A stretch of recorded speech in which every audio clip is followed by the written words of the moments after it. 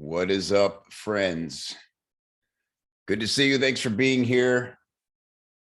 I'll give everybody a second to file in and get settled, and then we are doing speed coaching today. So raise your hand. Good job, Shakib.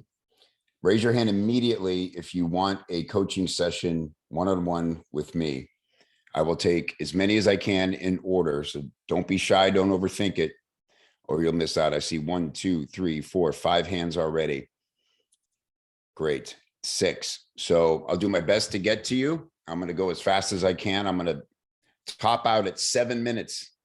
That is very hard for me to do. I got a lot to say, as you may have noticed. Here's the deal. You have 1 minute to tell me, and this is exactly the frame I want to use, okay? What is the number one thing holding you back from getting what you want from freelance copywriting? All right. What is the number one thing holding you back from getting what you want from freelance copywriting? So think about that for a second. Let's get as practical as possible. Could be, we won't have time to get into a bunch of deep head trash or things like that. It's got to be pretty logistical for us to do this fast. And so, been trying to get clients this way. It's not working. Nobody knows my name in the industry. Whatever it is, distill it down to the one thing that's holding you back. Hit me with it, and I'll spend up to 7 minutes giving you my best advice based on my 20 years in the business and 10 years of coaching freelancers to help. My goal is to help you and get you unstuck, and hopefully you leave here today with a better plan than the one you've been using, or just some breakthrough or whatever it is, right? There's no rules. We just want outcomes. Okay, cool. So with that in mind, hello, everybody. I hope you're well. Yeah, my video is working. Everybody can see and hear me. Okay. Yeah, good. Okay, good. Thank you, Jimmy. Oh, geez, this is where I get excited because I want to talk to everybody. All right, let's do it. This is your time, not mine. I'm not gonna rant or ramble. I am gonna tell you this. This is what I spent my morning doing. We are doing, I don't know if you know this, a live event. We do these twice a year, an in-person events. We do them for my coaching group. I have 2 coaching groups, Accelerator and Super Group. Accelerator are like somewhat experienced copywriters who want to get to the next phase of their career. And Super Group is people who are already at a high level and are starting to expand beyond client work and really grow like a business. And so twice a year, I get together with the people in that group, and we just get together, and there's some special guests maybe, and we just have a really good time. We learn from each other. We get to know each other better. It's just a blast. Well, this time it's happening October 4 through 6 in Nashville. And I have not opened up tickets yet, because what we do is we find a venue where we know we're going to have somewhere around 50 people between staff and members of the coaching groups. And then we want to have space to invite a few people who aren't in the groups to buy a ticket. And so this thing is blowing up this time, blowing up. Just this morning, I confirmed some special guests that are going to come to this event. And I guess I can give you all the names. There's one I'm kind of holding. I'm going to hold back on one because it's big. It's big. It will be this person's first ever live in-person event. And trust me, it's somebody we all want to hear from and get to know and be in a room with. So I'm not even going to say that person yet, but here's who's confirmed just this morning. Chris Orzakowski is confirmed. Paris Lampropoulos is confirmed. Cole Schaefer is confirmed. Brian Kurtz is confirmed. And I have invites out to a few other people who are big names, people we all read and look up to and admire and want to hear from. And so Justin Blackman confirmed. Brennan McGowan confirmed. Of course, Rachel Mazza will be there. And so I just want to tell you that this is getting very exciting, and there's a very limited number of tickets. And so if this is something you think you want to be a part of,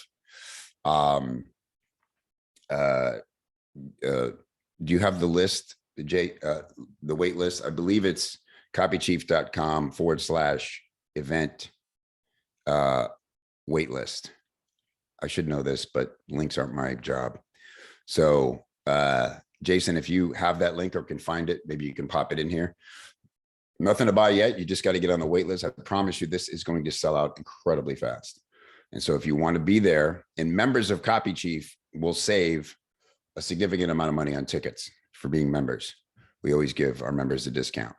So these may not even make it to the public before they sell out. But if you're a member, look for the thread that'll go up probably Monday, and make sure you purchase through that link, because that will include your savings. All right, cool. So wait list. All right, here we go. Starting with Shakib. Tell me how to say your name right, because I want to be respectful. And and by the way, you are coming on camera with me. All right, I want to see you, I want to talk to you. So yes, be prepared to come on camera. So here we go. I'm going to say Shakib. You'll tell me how to say it, and I'll be completely wrong. But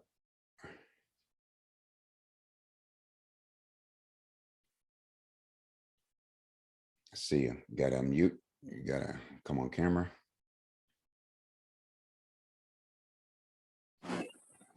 There we go. Hey man. Hello. How are you? Can you hear me, and can you see me? I can hear you. I can see you. Hi, Kevin. How do I meet you for the first time? Yeah, it's great to meet you. How do I pronounce your name correctly? Shakib. Shakib. Got it. Yeah. Okay, brother. 1 minute. Tell me what's holding you back. I'm basically having problems getting clients. I've got a lot of trainings from John Carton, from Copy Chief, from some other names as well. I've even worked for a few clients in the past, but I don't know, for some reason, I just can't get myself to probably take enough action to reach out or build a list of prospects that I can, So what kind of outreach are you doing now? What are the things you're doing to try to get clients? Right now, what I'm doing is I'm just applying on whatever jobs I can find on the job boards, including Copy Chief and outside Copy Chief, like on Facebook or wherever I can find.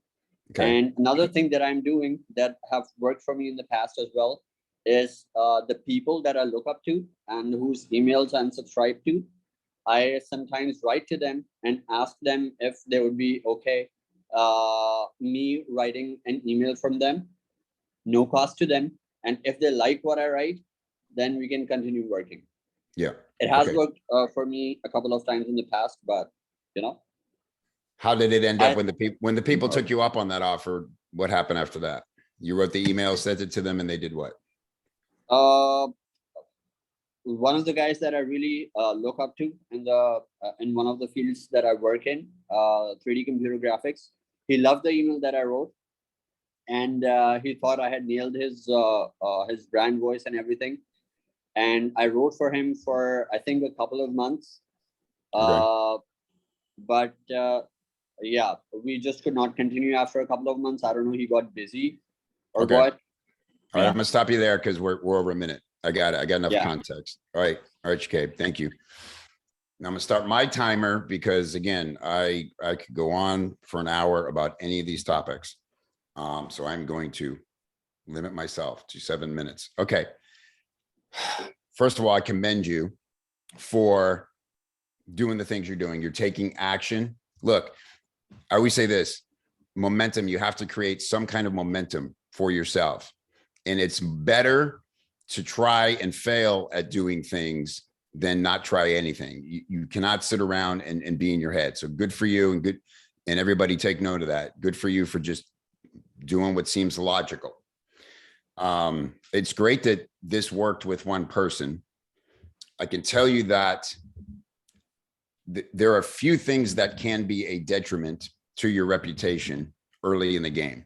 You know, we like to say that you only get one chance to make a first impression. I don't think that's always true, but offering to do free work is not a good positioning for you or for anybody, for any freelancer. Okay. What you want to do, so let's just take that context since we only have a little bit of time. You reaching out, offering, hey, I'll write you for free. First thing I want to tell you is most business owners don't consider that a gift. Seems like a no-brainer proposition, but you have to understand the cost of getting something for free for a business owner. For instance, if it were me and it were my team and I say yes to you, here's a quick list of all the things I now have to do. I have to get your email. I have to read it. I have to hope it's good or something I would use. If it's not, I've already wasted my time, right? Second, then I have, if I do like it and want to test it, I got to fit it into the calendar. My team has to take it. They have to publish it. They have to apply the tags. We have to track results. It's got to be measurable in what kind of results it got for me, which means it's got to be, you got to write something important for me that leads to sales in some way, or it leads to some kind of action, some kind of click, which means what are the chances you're going to do that better than me? Now, I'm a rare case because I am a copywriter, so I don't need that help. It sounds like you're going to people who may not have the skill to write copy. So that's smart. The dude who hired you, it sounded like maybe it was a design thing or something. It wasn't a, so don't go to copywriters, and people do this to me all the time. Do not go to copywriters and say, hey, I'll write copy for you for free. Why would they ever do that? It's much easier and faster, even if they are completely burned out and overtaxed, to just do it themselves. They're not going to put something important in the hands of some stranger. Okay. So just understand the context of that from the business owner side. I think a better, and then if you do it like you did and get a result, and somebody agrees to do it, it's awesome that that happened. But think of a better way to do this. When we think about free work, we never want to say as a conversation starter, hey, I'll write for you for free if you want. Because it's like, well, this guy's got nothing else to do. You know, you got to have a reason why you would do that. And so a better way to approach it is to establish your interest in their product and the value you can provide. And so I think of it as three parts. Number one, you find somebody that you'd want to work with and you study the kind of marketing they're putting out, which it sounds like you're doing, which is great research, great practice to do no matter whether you end up working with that person or not. Second is you start to break down for yourself the stuff they're sending out. So let's say it's email, right? You're reading all their emails and you're seeing a pattern, you're seeing a missed opportunity, you know? And then what I would do is I would make a Loom video, or you could also do this just in text. And I would say, hey, big fan of your stuff. I read everything you put out. Maybe I've even bought some of your products or whatever. It's all about them. Okay. All about them. Flatter them and prove that you're being sincere, because people bullshit this all the time. Hey, you know, I love your podcast. And they mentioned something from a show note from 6 episodes ago that you could tell they never even listened to it. And then they invite themselves on the show and you're just like, stop it. You know, stop pretending you like this show. So show some sincerity and proof that you actually pay attention. Okay. And then say, hey, I noticed something, you know, I'm a copywriter, and in reading your stuff, I noticed there's something you're not doing. And I'm just curious why you don't do it.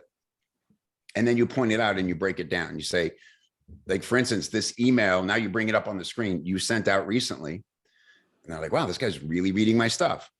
A lot of times, sort of a standard practice that I've seen be very effective with other clients is to add a thing here, or a proof of element, or I notice you're not sending out any case studies, or, you know, whatever it is. And then you can say, I'm curious why you're not doing that. And if you're not, maybe you should If you're not considering it, maybe you should. And I hope it's helpful. I mean, and literally, Shakib, leave it there. Do not pitch yourself. I know that seems counterintuitive, but you want to make a friend and have a conversation that may lead to them working with you. But if you pitch yourself in that first introduction, you just look like every other spammer they're getting. You see? Because even it might or might not lead to work, but if you make a friend and you give them a helpful suggestion and they're not ready to hire you right now or whatever, you've made a friend and they may know somebody else who's looking to hire somebody like you. So if you can hold back that pitch and sincerely give value to somebody you've been paying attention to, they will be impressed, flattered, and thankful compared to feeling like, because if you do all that and you get to the end and you go, and by the way, I'm a copywriter and I have a little bit of availability and here's my resume. And now they're just like, now it's a financial proposition and it's not a friendship. It's not a conversation. Just like you would talk to somebody at a conference or hanging out at the bar, you're not just going to start like pitching them on the spot. So we have to treat people when we do cold outreach the same way we would in real life. And it's much more effective. Got it. Is that helpful? Boom. Yep. Very. Right. Thank you, man. Right on time. Thanks a bunch. Thank you, man. It's great meeting you. Yep. Likewise. Okay. Here we go. All right. No, you can add to the conversation in the chat. Feel free. I mean, yeah, absolutely. I always say, I'm not the only brain you should have in your life. But we won't do any open dialogue because then we'll never keep it into 7 minutes. Okay, let's talk to Lee Blackwood.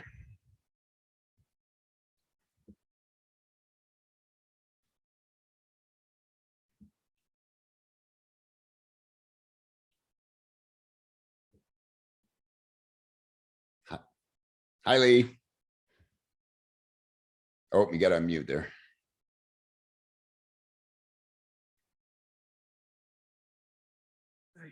Okay, I'm here. Great. All right. Thanks for this. Yeah, my pleasure. 1 minute. I think my problem is twofold, actually. I've lost my self-confidence and I'm a procrastinator. I got really sick back in January. I got COVID. I was in the hospital. It was bad, bad, bad. Anyway, I came through the other side. Now I have this thing in my throat. I cough a lot. I'm sitting here nursing tea while I talk to you. But You're hobbled, Lee. It's a mess. And I get very self-conscious and just thinking I'm going to do a Loom video and send to somebody now. I don't want to seem handicapped. And so I procrastinate doing what I need to do because I know I need to do it. And that leads to anxiety.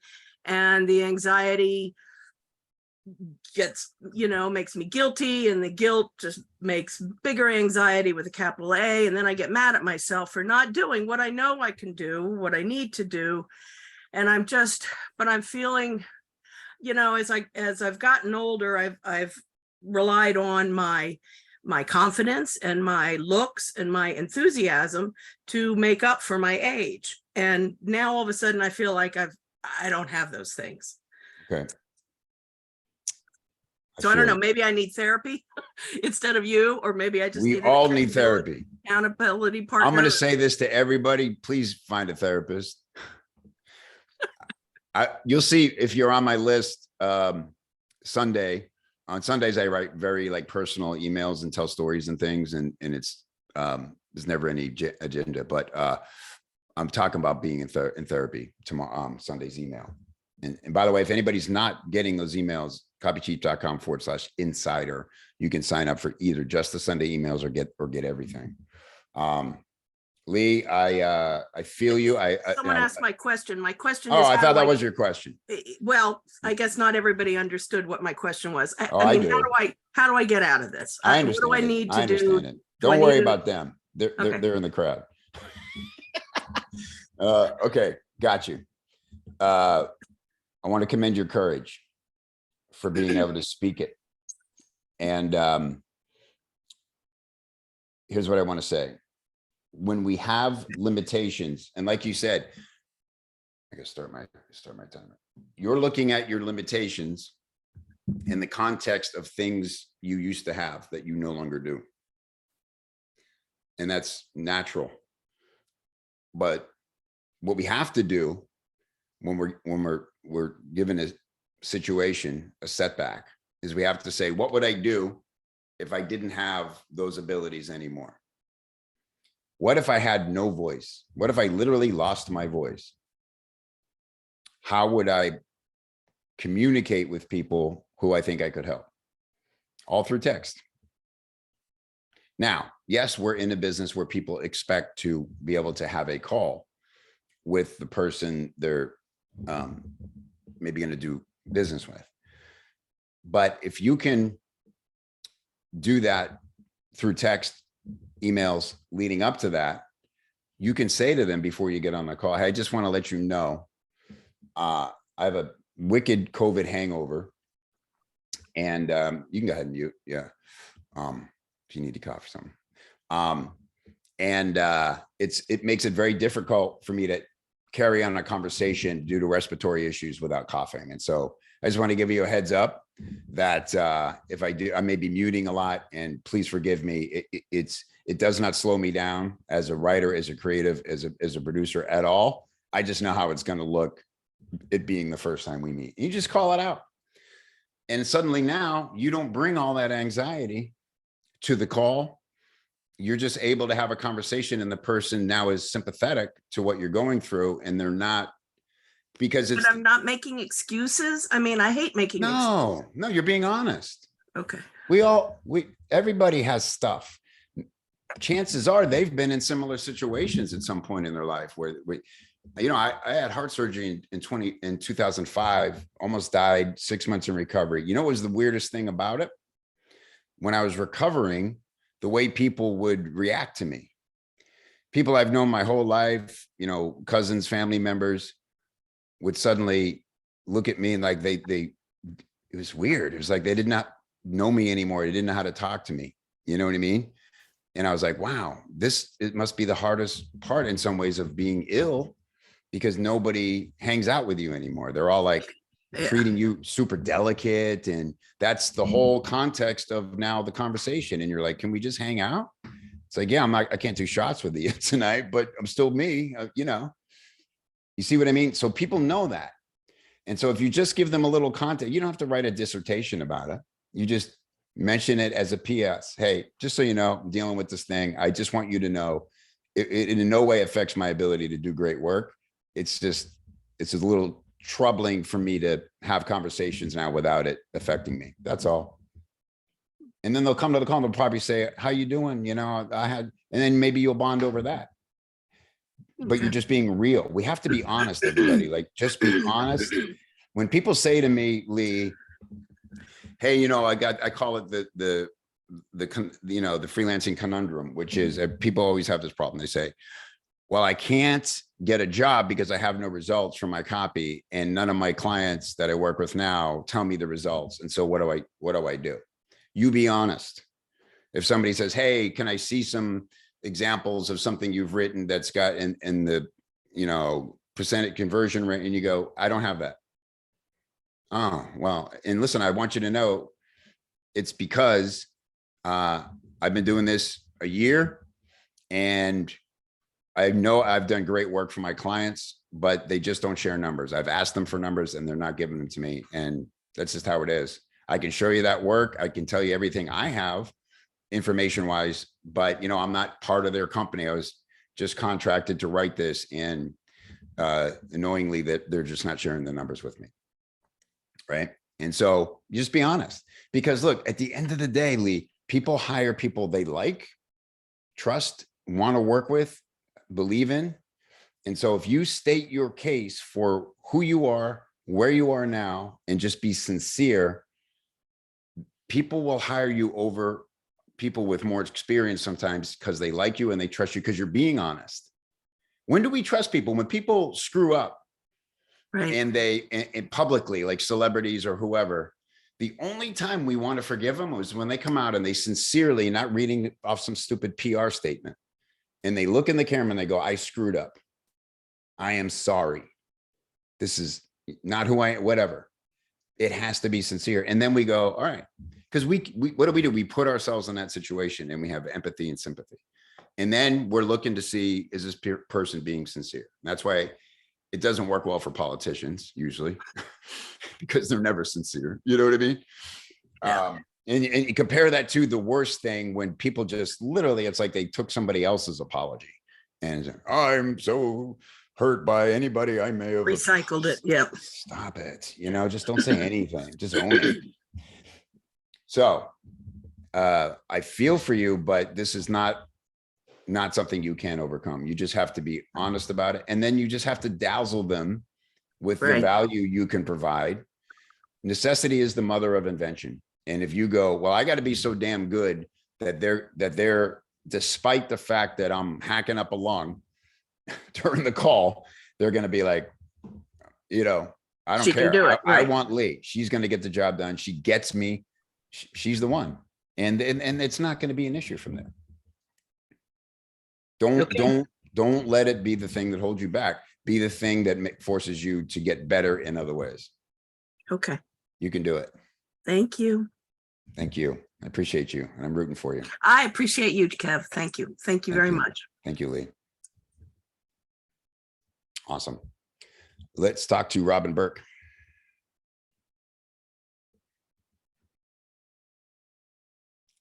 Wow, Lee, that was under 7 minutes. We did good.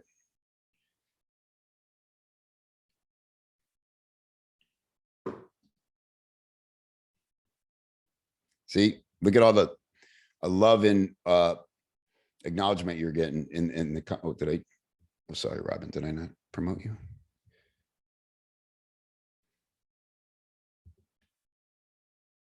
Yeah, when we give voice to our struggles, and again, I get it, Lee, like we don't want to make it the theme of, like I was saying about how people treated me when I was recovering. It was like, I don't want that to be the theme, but if you're honest about it, people will step up and say they understand. What's up, Robin? Hey, Kevin, good to see you. Good to see you. I was the person, by the way, who commented on your Montreal picture. I had the underground nightclub up there for years. Oh, so cool. Yeah. Actually, a very good friend of mine was at that wedding too, who just randomly knows that guy. Wow. Yep. I want to hear all about that someday. Let me jump in quick here. I do look forward to crossing paths with you one of these days. Likewise. So I've been doing this about 1.5 years now, full time. I was doing maybe a year before that on the side, and it's going really well. Like, it's a real blessing. I'm starting to reach like my maximum. Meaning you're working around you're a freelance copywriter and getting booked almost solid. Yeah, I just hired, like a month ago, I hired 2 guys to help me out part-time with email retainers so I can take on more. Great. And so I'm hovering around like 15 to 20K, almost broke the 20K last month. So it's going really well. Like, really can't complain. It's a blessing, but I'm wondering where to go next from here, because I guess I see how this could sort of become an agency. I guess this is how you sort of go that way. Not really sure I want to do that. Raising rates is an option, but you know, other things or starting a course, I'm not sure, you know, it's kind of blocked there. Yeah, you are in phase 5. I don't know if you're familiar with the freelancer's journey, that I've got these 7 phases of how this business goes down and the different challenges at every stage. Maybe JC can share that as well. But sure, I've almost joined your groups a couple of times. You know, it's funny the journey we end up taking, and I haven't, but I've been following you, and I do look forward to meeting you. I got a feeling we'll be working together, because you're my sweet spot, man. Honestly, like, this is where I can really come in and be effective, because this is what I had to figure out for myself. So I don't want to belabor the things you already mentioned, because you're aware of them. So yes, you have really 3 options, and you basically touched on them. Number 1 is you scale. It's all about bandwidth right now, supply and demand.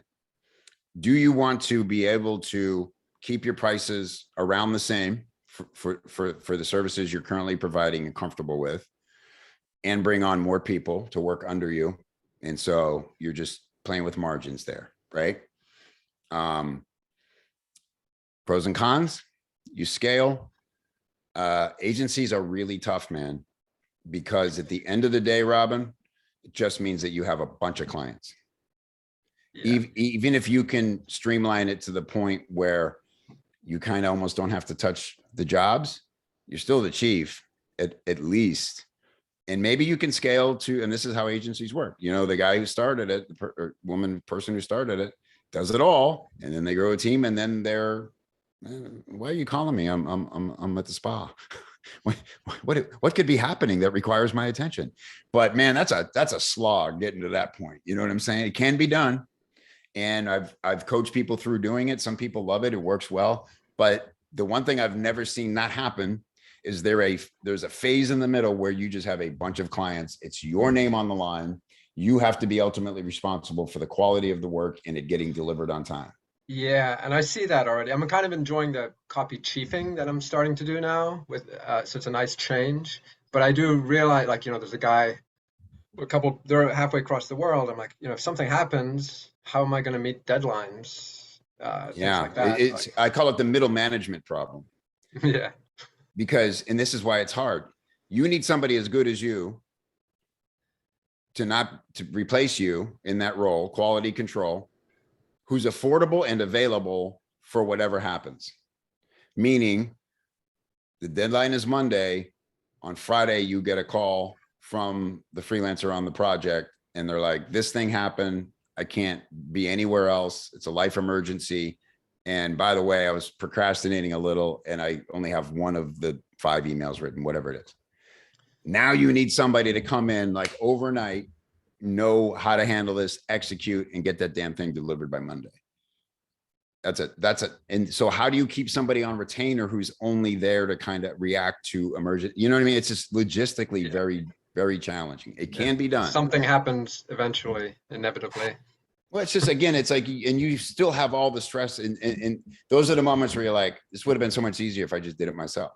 Because if it's just me and I have a life emergency, it's like, it's just one client and I can go, hey man, you have to forgive me. I'm not going to make the deadline. And they're going to be empathetic, but it would rarely happen because you know your workflow and you know your capacity. When we try to expand capacity is when new unforeseen things happen that if they snowball can really hurt a reputation. You see? So that's the rub with an agency model. Now you could keep it manageable. You just, you got to kind of push the envelope and see when things start to break or that they feel not worth it for you anymore. And you go, okay, it's 4. I can handle 4 writers, you know, they're solid. And if somebody does have a problem, one of the other ones can probably come in and we'll get through it. But I tried to go to 10 and everything fell apart. It was a nightmare, right? It's just the margins aren't making sense anymore. I need all these other chiefs. So it's just a big logistics thing. It can be done. I just don't know if it's worth it, frankly. And you know, yeah, it's all about what I like you the want. idea of casual and easy. I don't really I was gonna say, what do you want? What do you want to wake up to every day? Do you want to be like, hey, I do want the laptop lifestyle. I want to go work at the coffee shop for 3 hours, do great work, and not really have to work beyond that. And so then it's just about raising your rates. Like you said, that's the other option. It's like, okay, I've proven that I can book my calendar. I got some momentum going. You're probably getting most of your work from referrals, I'm guessing at this point. Yeah, I you know, it's been a blessing. I just do good work and it comes back around. It's great. That's how it works. We just, again, you see on the freelancer's journey, it's like, that's why I say, you know, getting from 2 to 3 is the hardest part, because 3 is when you're setting your own standard. Yeah, it took a while getting there, but then once it did, then it you're good because it starts to take on its own momentum. And so here's how I always went about my rates. I would always be, and this is when we were at anywhere from $40,000 to $50,000 for a launch package. And keep in mind, these are full launch packages, so they're big jobs, right? So we could really only do like 1 a month. And I say I had a writing partner. So I basically had an agency, but it was me and one other guy. And by the way, I know, speaking from pain, because we tried several times to bring on other writers and we always ended up rewriting everything they did. So it was just, we had to try, but it never worked. Anyway, so, I wanted to be booked out 3 months at that rate. And then I wanted to be having conversations with people who were fine with my high rate, really wanted to book me, but couldn't wait for my schedule to open up. Couldn't go 4 months is too late. I'm launching in 3 months. And I go, great. And I go, well, time to raise the prices. If I'd have 3 conversations like that, where like 50K, no problem. I just can't wait that long. Who do you recommend? I'm like, this, maybe one other person, but it's a good problem to have, because now you are recommending friends, and guess what the best possible thing you could do for your credentials among your peers is be giving out good leads. You know what I'm saying? Like that's an unspoken huge reputation builder. That's a good problem to have. And so anytime you get to the point where people want you, can't wait for you, the price is no issue. It's time to raise rates by like 20%, whatever it is. And because, there'll be a little bit of a, you might encounter some sticker shock with new prospects, but that just kind of corrects itself and you start getting those yeses. And then and then from there, it's a whole nother conversation. When you're at the level you've gotten to, you have so many options. And so really what you're facing more than anything, Robin, right now is opportunity overwhelm. It's not shiny object syndrome. It's opportunity overwhelm. It's choosing. Yeah, because I've been saying yes to everything, but I see how very soon I can't. Yeah. Well, that's why I took on those 2 guys to help with the retainer stuff. So it's just me on the big projects, but another couple of things I won't be able to be. No, you gotta say no. Yeah. Dude, a good no is like so valuable. A good no is often better than a bad yes. Almost always better than a bad yes. Write that down, everybody. A good no is better than a bad yes. A bad yes, eat your time. You probably shouldn't have done what you did for the money. Didn't need to. It's just that it goes against our very instinct to say no to money, because we work so hard to get people to say yes to giving us money. And so that's why it becomes about setting the standard, because it's like, these are my new rules for how my business works. It's like if you had a food truck and you had 4 items on the menu and you charged whatever people will pay to get a sandwich off a food truck, and now you go open a nice restaurant, everything has to change. It's a completely different experience. And so now it's time to get out of the food truck and open your place and make it like, people show up there and they're like, damn, I'm somewhere. This is nice. They like this. Different clientele, not food truck people. You dig? Yep. I like it. So really good problem to have, dude. It is a good problem. Yeah, it's a real blessing. Yep. So let's figure it out. Write to me. And by anybody here, by the way, Kevin@copychief.com. I ain't hiding. Okay. Cool. Reach out to me directly. I love talking to people. I'll always get back to you. And if it makes sense for us to talk about me giving you more formal help, we'll do that. Hey, thanks a million. Enjoyed it, man. Good meeting you. You too. All right. Diego Calderon.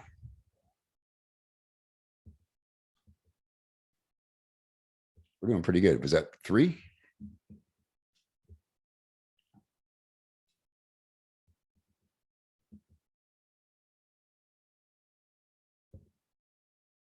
I know Diego. I know that icon from our email exchanges. Hey Diego, what's up, buddy? Hi, Kev. How have you been, my friend? How is Good to see everything you. going? Good, man. It's my honor to finally meet you. Oh, thank you, buddy. It's my honor. Okay, Kev. You know what my bilingualism, but that is not a hindrance for me anymore, thanks to you. So Good. thank you for that. Okay.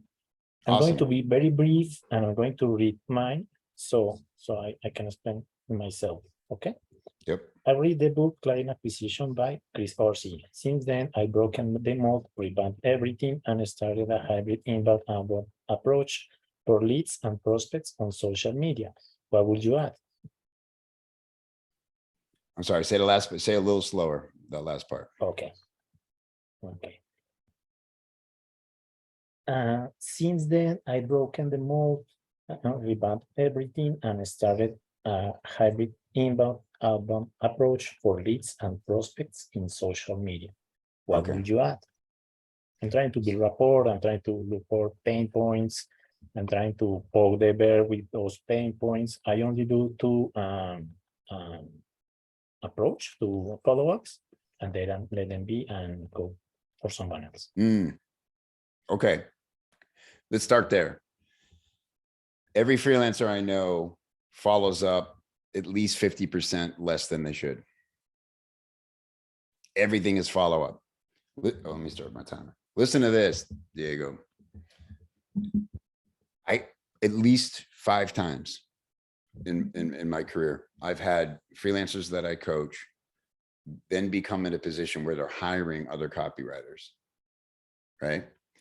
And every time that happens, they come to me after they finally hired somebody and they go, hey, do me a favor, tell everybody that they need to follow up more. Because the person I ended up hiring may or may not have been the best person for the job, but they were the most recent one to follow up. So we think that the gig we're applying for is as important and urgent to the person hiring, and it's not. It's just not. It's one of 10 things they're doing or dealing with at the time. And so short of driving by their building very slowly and staring out the window to the point where they call police, you should be following up as much as you can. Just be in their inbox. All you're looking is determined. Okay. Bumping this. Hey, did you hire yet? Hey, not twice a day, every other day. But if you only do it twice, what if it would have been the 3rd time? What if it would have been the 5th time? You want the job, go after the job until they go, dude, stop. We hired somebody. Okay, well, I'm hungry. I was really excited about working with you, but I'll respect your time now. And okay, that's all. Not a bad thing. Okay. Let me make sure I understand the other question. Are you saying that you read in Chris's book that you should use social media to? Yes. Okay. And what has your experience been like on social media so far? It's been good. I'm trying to connect with people in LinkedIn and Twitter.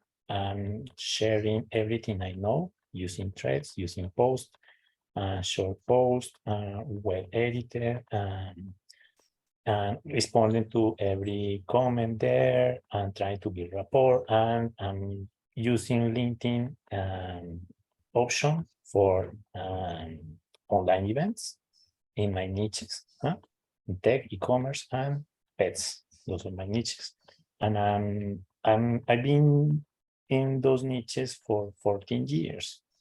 14 years. So I have a lot to say about that. The only thing that was stopping me was my bilingualism, because I speak like Tarzan, but I branded myself the Tarzan of copy, and I push away all that fear that I had, and I just go directly to the vision and tell them just that. I think that I have the strategy now, and I have to trust the process, but sometimes my heart starts racing because I'm living from this. This is my main sort of income. Yeah, you're under pressure. Yeah. People are not responding. Yeah. So a couple things. I love that you're doing a lot of volume of reach outs. It's important to spread yourself around in different ways, meaning better to do. There's a balance on social media between looking like you've got something valuable to share and you want to make people aware of your services. And a lot of that can be done through DM, and looking like you've literally got nothing else to do all day, which I see a lot of copywriters doing. And I'm like, stop saying you're one of the most in-demand copywriters when you literally post 700 times a day on Facebook. There's no possible way you're doing quality work in your day when you're never not on Facebook. You know what I'm saying? Or Twitter or whatever. So don't be a little calculated about it. Okay. Because people will perceive. So you want to be present. You just don't want to be omnipresent and everywhere all the time. Okay. So posting and sharing what you know is what I call authority content. And you want to be calculated about it. It's better to write full articles, or not only full articles, but it's important to have full articles that teach something valuable. And through that, people will see that you have this unique experience. Like you say, 14 years of experience in these industries. Put that on display. Tell stories about a situation that you dealt with in one of those jobs or whatever, and then the lesson you learned, and then turn it into, so if I always say it's an event if then statement, right? So if you're ever faced with this, I suggest you do what we did and it worked. Don't do the first thing we tried, which did not work, and just be helpful. That's how people come. If we can yell from the rooftop all day long how great we are at something, and people go, sure, I doubt it, right? But if we put it on display and they decide for themselves, wow, this Diego guy really knows what he's talking about. Well, now they own that truth. They didn't just accept ours because we wouldn't stop saying it. Does that make sense? And so you want to have what I think of as like these signature articles, these blog pieces. It could be only 10, but when you post and if you write, say 10 articles that cover all the things that are important or that you've learned that you would want to be able to provide to a client that you would bring to your work when somebody hired you, right? Then you look for opportunities where somebody's talking about that problem, and you go in and you give some real time, like, specific value. And then you link to that article. Hey, if it's helpful, I wrote an article about this. You can, here's a link to it. And now they're like, wow, man, this guy's a pro. I can see from his LinkedIn or his website or whatever that he's got a lot of experience, and he was cool enough to help me out. And those are the things that build a reputation, even when it feels like nobody's paying attention. The right people will be paying attention. The people who hire off of social media normally don't like or respond to anything. They're watching and they're looking because they know what they need, and then they will approach you if they see integrity and they see character and you're presenting yourself well. They will just approach you privately. So don't do it for the likes, and don't get discouraged if you're not getting a ton of, dancing around. You could have the funnest TikTok page of any copywriter ever, and it would do nothing. It would only hurt your reputation as a copywriter if it was just you in a different hat every day, and be like, what is he doing? You know what I'm saying? So we have to use social media for what we want from it. Here's social media is social proof.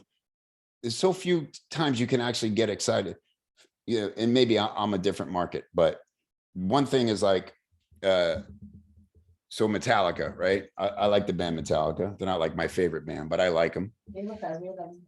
And they've been posting these great cell phone videos of them backstage right before they go on.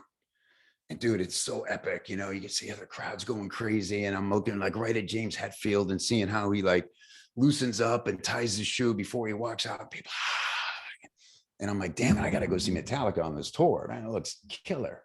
That's what social media is for. To get to see somebody you're interested in doing something that you normally wouldn't get to see. Like, that's the best use of social media.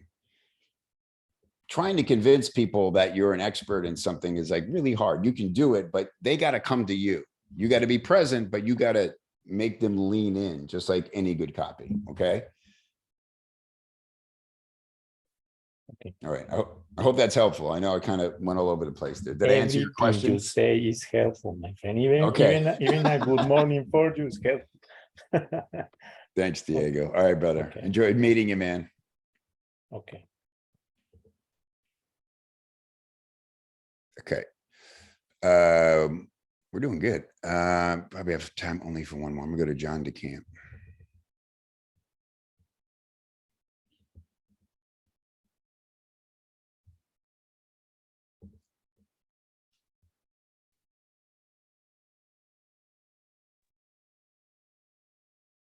Hey, John. Here I am. All right, buddy. Howdy. How, man? What you All got? right. First the verdict, then the evidence. All right. Per your last email that you put out, finding the right challenge to motivate me. That's kind of like the umbrella. And then to fill in underneath that, some of the challenges is goal setting. I've always had a hard time goal setting, just period. You know, my life is sort of like a leaf floating in the breeze, you know, without specific goals. That's one aspect. Knowing what my goal is, knowing what I need to do. So a specific structure, you know, especially in light of, I guess, just the whole idea of freelancing, as I think I brought up to you before, there's the phase 1 and phase 2. Phase 2 is more of a structured environment where you kind of, that's more appealing to me. That resonates with me more. And then just as a sort of. Are you talking about type 2, path 2, right? Path 2, okay. Path 2, that's path right. 2, yes. Path 1, path 2, yes. Yep. And so currently I'm a member of Escape Velocity, and got to the point where we're starting to talk about clients, getting a little jittery, put all that kind of stuff up. And then, I don't know if it's the universe responding, but you know, the shiny object syndrome has been a challenge for me. And then World of Financial Copy, that big promotion comes up, boom. So I joined that, and I find myself going in that direction, and it appeals to me. So then, you know, then the question is, am I being distracted? You know, Yeah. so what I'm looking for is try to kind of find I need a step-by-step, so I can then just try to you know, just get rid of all my email list, because I find I'm on the email list. I unsubscribe to everything and just say, boom, this is what I want to do. Does that make sense? It's 100%. Yeah. I'll focus on what I need to do, and then, you know, with Yeah. I gotta be too much hand holding, but fuck it, you know, that's what that's Yeah. why I'm here. Well, you need two things. One is you need buy-in on the result you're working towards. Okay. So that you can stay excited about the path you're on to get there. And then 2 is you need the discipline to reach a specific goal before you consider anything else. Yes. So you can like unsubscribe to everything, and then you pop on Facebook once and whoops, wow, this looks really interesting. I remember specifically being in that phase, John, where it was like everything that came along was like, oh God, that seems so much easier. Oh, why don't I just do that? Yeah. And that's the good salesmanship. That's what they make you think, you know, and so now, and then you do 5 of those in a row and you're like, I am nowhere. I've gotten nowhere. Exactly. I did that with affiliate marketing. So now, yes, I understand that. So look, we can say it's all part of the journey, and you learn something from everything, but there's comes a point where you have to stop letting it stop your progress. We talked about momentum, and momentum goes in a straight line. Yeah. Goes in a direct straight line. So I would say this: you're about to graduate EV. You know what you need to be doing for your career. You're in world of financial copywriting. You're excited about financial copywriting.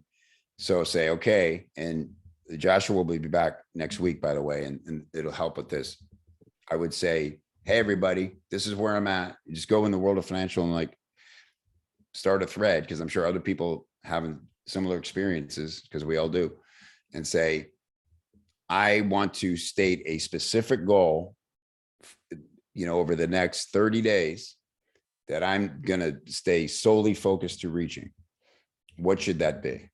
And then if you need a consensus or whatever, or decide for yourself, but I can tell you it's going to be writing something and going through the whole journey of writing that, learning about yourself as a pro before you're called on to be a pro. We talk about a lot, right?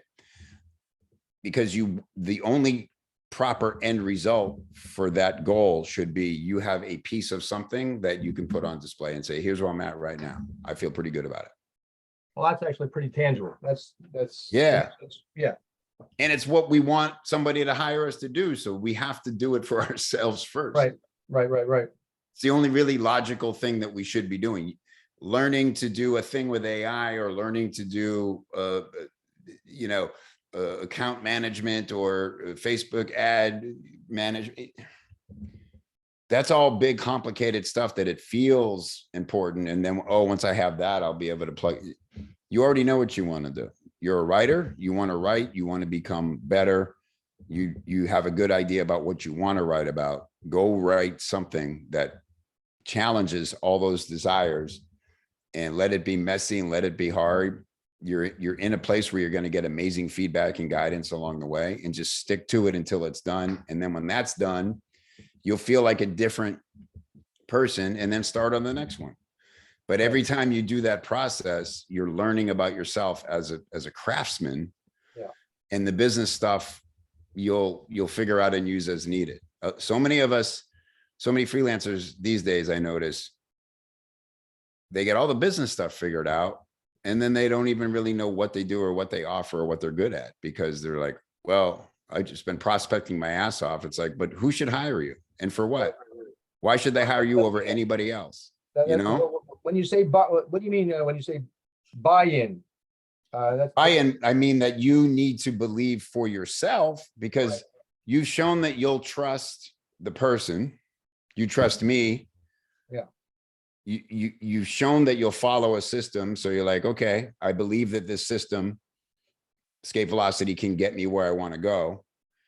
But you've now got to believe that you will do it and see it through, and that you can do it. So you got to get buy-in on yourself. Right.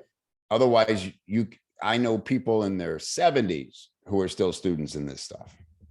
I need to get, I feel like there's a, within the grander path trajectory, there's, milestones along the way. And I was just reviewing when Jason put up the link just now, the phases, stalking the craft and proving the model. I'm sort of like, I think proving the model to myself, that's really where, that's kind of like the incubator right now, is to cross a threshold in there where I can say, at least to some degree, I know there's always something to learn, but to say, to imbue confidence in myself. That's what I'm looking to do. By becoming, facile in something of this particular craft, which seems every time you go into it, it broadens out and there's so many more, nuances, but that's what part of the shiny object syndrome. And listen, man, this is why it's easier to get a job. Right. And why most people do that. Most people wouldn't even consider doing what we do, because once you get through the hard part of making it work, now you got to be the boss and the employee, and you got to be the visionary and the integrator. You got to be the one who keeps yourself on track. And there is no one exact playbook for exactly what you should do next. Look at Robin. For whatever reason, for whatever his DNA, he has confidence. People say, yes, he does good work. So already, but now he's dealing with the yes loop he's got to get out of, and he has choices about how to grow his business that he's got to decide and execute on. And it gets more complex. The problems never end. They just become better problems, because now it ain't money anymore. Or it isn't like I proved the model.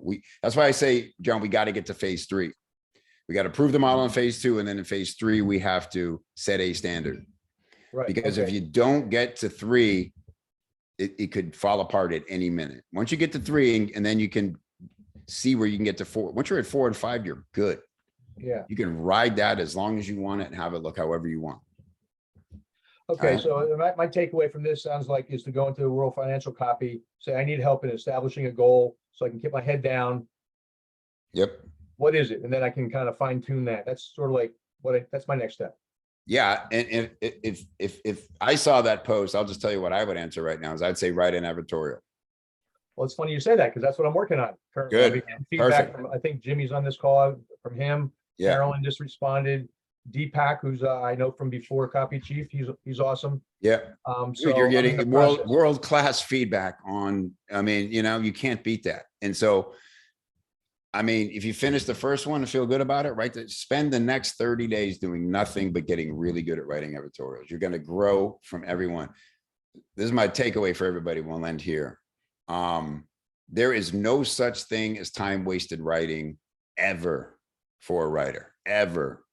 You can waste time 1,000 different ways, and a lot of it happens on social media.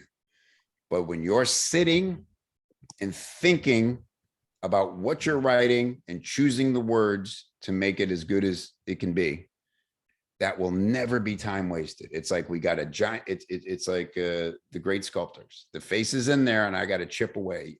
Every word you write is chipping away at that beautiful face you're going to reveal someday. So if you're ever stuck for what you should be spending your energy on, put your hands on the keyboards and use your brain. Cool. All right. Thank you, John. Thank you. Yeah, thank you.